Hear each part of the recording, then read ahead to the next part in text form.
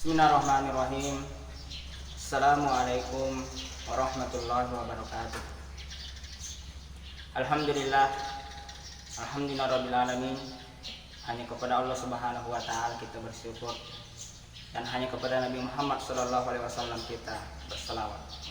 Para pemirsa yang dimuliakan oleh Allah Subhanahu wa taala, kesehatan merupakan nikmat yang terbesar dari Allah Subhanahu wa taala.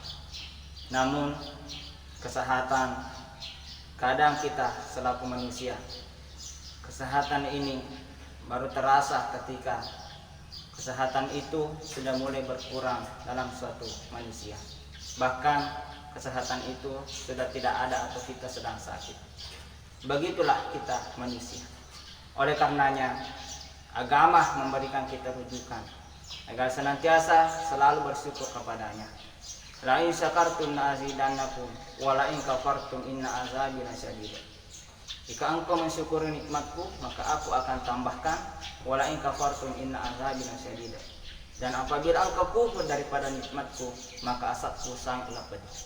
Para pemirsa yang dimuliakan oleh Allah Subhanahu wa taala, pada saat ini dengan adanya kondisi COVID-19 atau virus corona, salah satu hikmah besar diturunkannya Allah Subhanahu wa taala sebuah penyakit yang sangat kecil ini.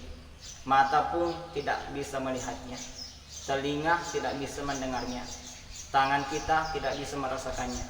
Tetapi siapa sangka dengan adanya virus yang sangat kecil ini, seluruh penjuru dunia risau dengan adanya peristiwa ini. Oleh karena itu, mudah-mudahan ini bisa menjadi musahabah bagi kita. Kita jadikan ini adalah ujian untuk lebih mendekatkan diri kepada Allah Subhanahu wa taala.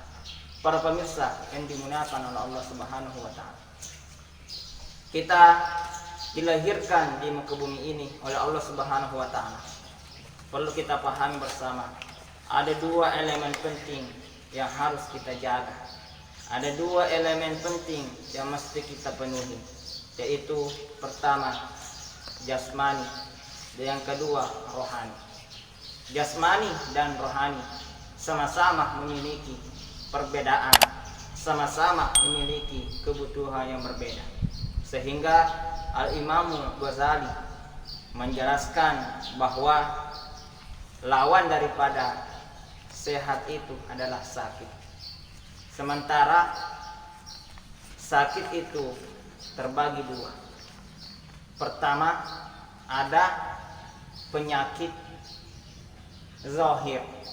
Yang kedua, ada penyakit batin. Dan kedua penyakit ini juga memiliki obat yang berbeda.